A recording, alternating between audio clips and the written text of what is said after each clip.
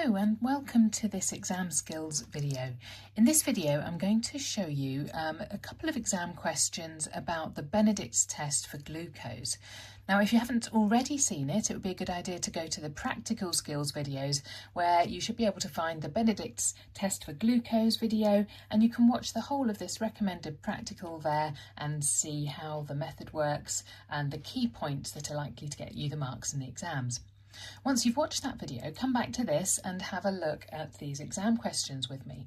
I'll go through two questions and hopefully they should give you a bit of an idea about what kinds of questions you get asked on this topic, and I'll be able to show you a bit of exam technique as we go. So let's take a look at this first question.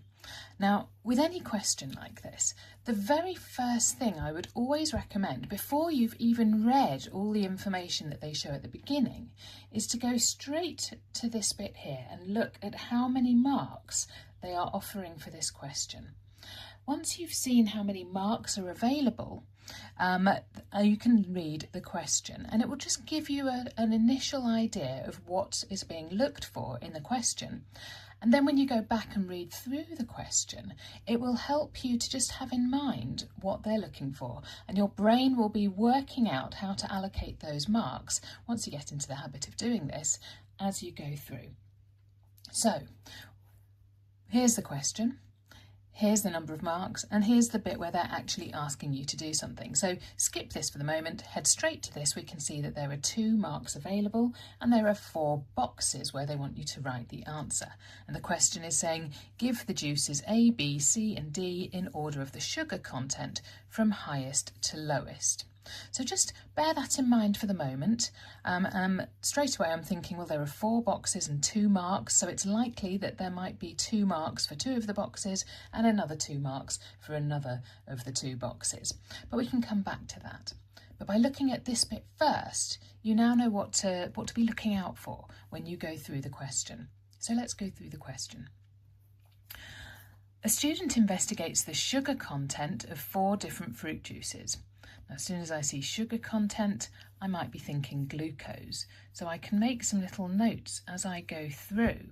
Doesn't mean that's definitely in the answer, but it's starting to flag up to your brain what the question might be about and what they might be looking for. This is the student's method. Add 5 centimetres cubed of fruit juice to a boiling tube. Add 5 centimetres cubed of Benedict solution to the boiling tube. And there I'm thinking, yep, okay, this is definitely about glucose and Benedict. Place the boiling tube in a water bath at 70 degrees for 3 minutes. Remove the boiling tube and record the colour of the solution. And there I might be starting to think, oh yes, that's right. Benedict solution can be blue for a negative. It could be red for a positive. It could be, oh yeah, we had all those traffic light things in the middle as well. So there was green and then there was yellow. And then there was orange, showing the increasing amount of glucose in the solution as we go through. So you can see how as I'm going through the question, I'm just making little notes to jog my memory and flag up things that could be relevant to the answer. Never be afraid to write on the exam question.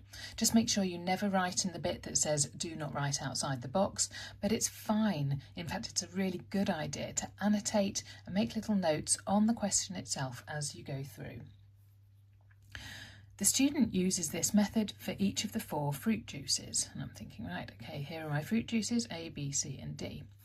The table shows the student's results. Okay, here are the results. The colour of the solution after heating for 3 minutes. Blue, brick red, yellow and green. And then I'm thinking, oh good, yes, that links in with what I thought of up there. Right, now we come to the question. Give the juices A, B, C and D in order of sugar content from highest to lowest. So the next thing I would do would be to think about the command word here.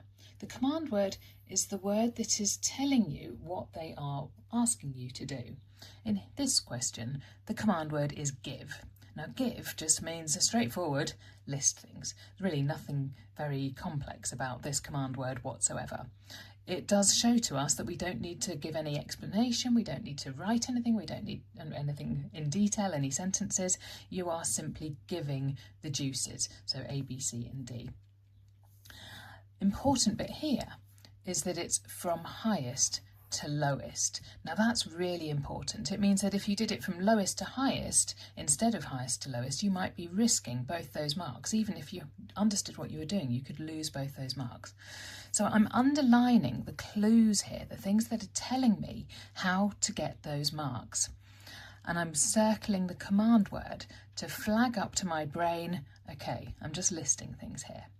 Right, now we can come back to the question and try annotating the table. So we can think back to what we said here. We know that blue is the colour of Benedict's solution at the beginning. So if it doesn't change, that must be a negative result. So I'm going to write on here to help me be really clear about what these mean before writing anything in these boxes. So blue, well, that's a negative result. So we've got no glucose there. Now we know that we had that brick red precipitate, or a brick red colour, to show a positive result for glucose. And look here, we've got B showing a brick red. So that is a positive result. Glucose is present. And then we've got these two here, yellow and green. But remember, Benedict's solution gives you that really helpful traffic light colouring, where there's a little bit of glucose, it goes green, a little bit more, it goes yellow, a little bit more, it goes orange, and then when it's loads, that's your red there. So I could almost put that in there to put them in order. So out of these two, well, green must have a little. Oops, daisy, sorry, can't seem to write. Let's write that again. Green would have a little, yellow would have more. And so now we've made sense of this, we can start to put them into our answers. Now remember, it said that we needed to start with the highest in this one and the lowest in this one, and they've helpfully added some labels there to make that really clear. So let's do these two extremes first. So the highest was that brick red one, so that was B. So we're going to put B in there. And the lowest, of course, was the one that stayed blue and had a negative result, so that would be A. And out of these two boxes, the one that has the highest amount of glucose would be the yellow one there, which would be C, meaning that one would be D. Now it's tempting to just go on and look at the next question after that, but it's always important to just go back and double check that you've not done anything silly. So let's just double check. B should be the highest. B, brick red, glucose, yes. A should be the lowest. A, blue, none, negative, yes. And then out of these two, yellow and green, remember, green has less, yellow has more, so it should be going C, D, C, D. Okay, we're happy with that. Let's look at the mark scheme. Here's what the mark scheme would look like, and we can see how they have allocated those marks. Okay, so it's a very simple mark scheme for this one. We can see that the answer is B, C, D, A, just as we said, and you get 2 marks straight away if you've got those in order. But there's some additional guidance worth looking at here, showing that if you got these 2 the wrong way round, you would get 1 mark, showing that yes, we get 1 mark essentially for those 2 extremes and another mark for those 2 in the middle. So there we are, 2 marks available for getting them in the right order, but by thinking through what those marks could be available for, you can work out how to make sure you get the most out of that mark scheme.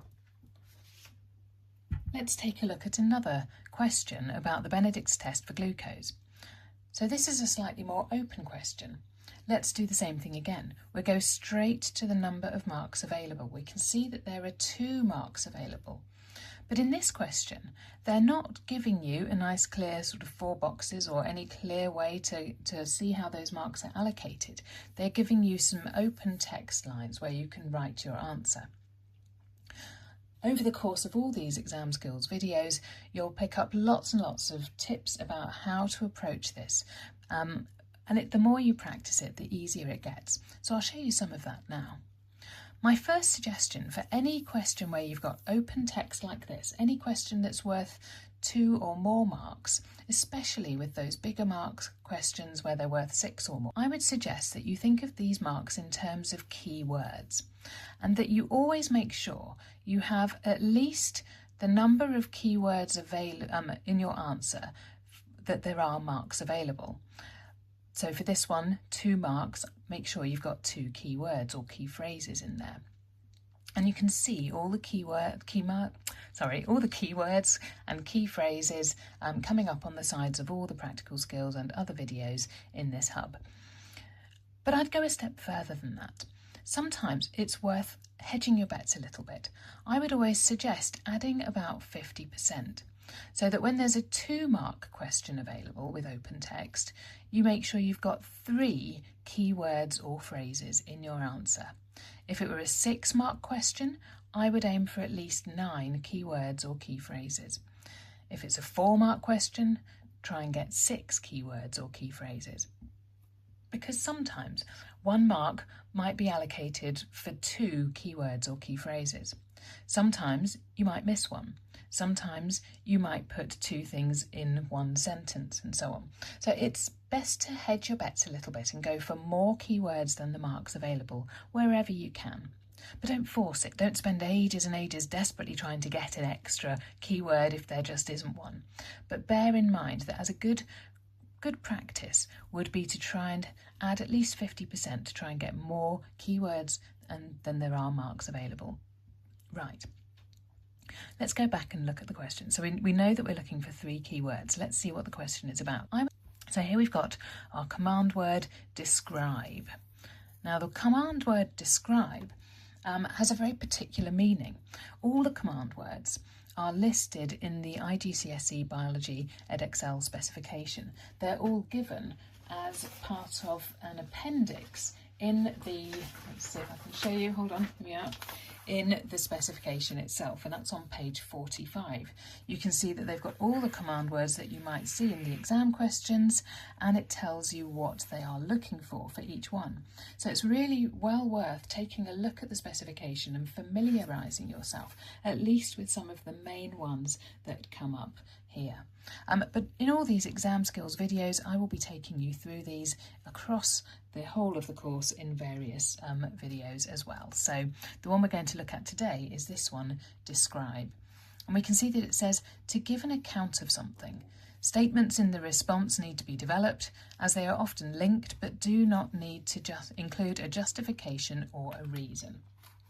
Simply put, I would say that when you see a describe command word, you need to be thinking about saying what you see. Say what you see. You do not need to say why anything happened. You just want to describe it. Don't go into details about how it works or why it works, or in this case, how you would lay everything out. You're just giving the overview of what you can see. With a describe word about graphs or tables, it's really important to use numbers from the information they've given you in your answer. That's often worth a mark, but we'll have a look at those in another skills video, sorry. So let's look at it in this context. Describe how a sample of urine could be tested for glucose. Now here you might be thinking, hold on, I don't know anything about testing for urine. That's a weird one. But don't be put off by this. What they're looking for here, the key bit, is that you know how to test for glucose. Now, if you've watched the practical skills video about the Benedict's test for glucose, you'll know that there are lots of key points we can make about how to test for glucose. We know that it's the most important thing is that it's going to be using the Benedict's solution. So that would be one of my key phrases. So I'd say Benedict's solution. Now we know that the method for Benedict's solution would be that you need to add an equal volume. So first I'm just going to sketch it out in my mind here. Benedict's. Doesn't have to be neat or anything. I'm just going to make little notes to myself that could be key points and phrases. Run through the method in your head. Right, we're going to add the Benedict solution. It was equal volumes that we add, and then we add it to the sample. In this case, that was the urine. We then need to heat it in a warm water bath. So I'm just going to put heat bath there just to remind me. And then always, with all these tests, make sure you come back to what it means and what the results show. So remember, we're testing it for glucose.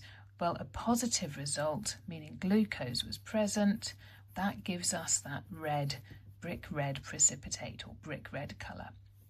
So there we've got 3 key things that we could mention here. So don't worry about writing it all out in beautiful English. You don't need to in biology. Biology is about clarity and simple messaging. You could even write in bullet points, providing your information is relevant and meaningful. You do not have to write in clear sentences. So I might just say, add Benedict's solution to urine. Don't bother with fancy little words like the.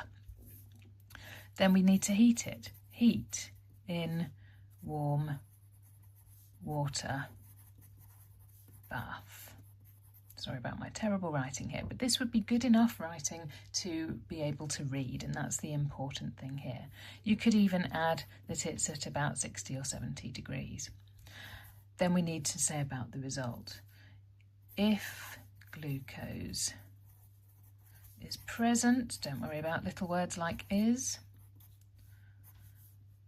You could say brick red colour. There we are. It's a bit messy. It's very scrappy. My writing is awful here because I'm trying to write sideways so I don't jog the camera. And I'm writing in pencil, whereas you would be writing in a black pen for the exams.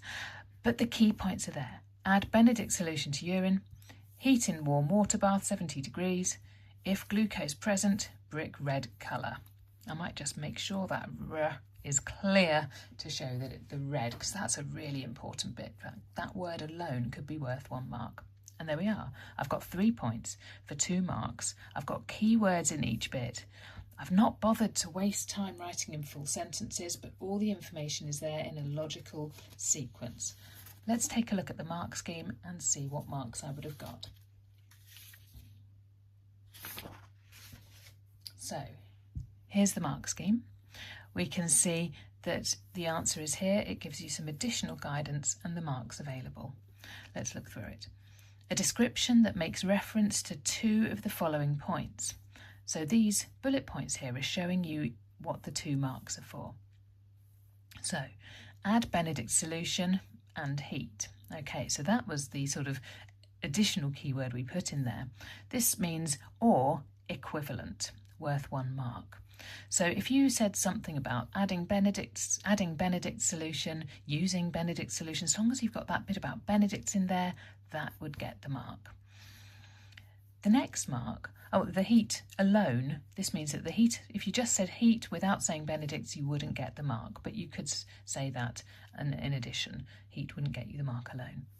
The second mark is for that positive result. So you need to say something about either the red colour or orange or yellow or green. The slash means or. Any of those would have got you the mark. But you also need to be able to say that it shows a positive result, and that together will get you that 1 mark. So if you said green is positive, that would get you the mark. If you said orange shows glucose is present, that would give you the mark. That equivalent bit there, that EQ, that means equivalent, which means that if you'd said, instead of saying positive result, if you'd said that green means glucose is present, that would be equivalent. That would get you the mark. So there we are. Let's have a quick look. Oh, hold on. Let's just have a look at the additional guidance here. They say that you can accept clinistics or failings. Failings is a solution. It's the solution Benedict's comes from. Clinistics are those medical dipsticks that medical practitioners use to test urine. So if you'd said that mentioned these clinistics instead and mentioned the appropriate colour for clinistics, then you could have got that mark that way as well. So they would have accepted that. However, most commonly, and all you really need to know about is the Benedict's test given there in order to get that mark. Let's have a quick look back at our answer here. So we said add Benedict's solution. So we didn't need to say about it being to the urine, but it was worth putting in just in case, so that would get us the mark. We said heat in warm water bath, 70 degrees. Well, it's nice information. That was our bit of extra information just in case, because some mark schemes might have required that for a mark, but this one didn't. It was worth putting in just in case, but that didn't get us anything. If glucose is present, so that's saying a positive result, then a brick red colour is shown. So that would have got the mark because we've got red and we've got glucose present, which is equivalent to saying a positive result. So there we are. That's how we can go through these 2 exam questions and have a little look at some exam technique for 2-mark questions using the command word describe. I hope that was helpful, and I'll see you again soon. Bye.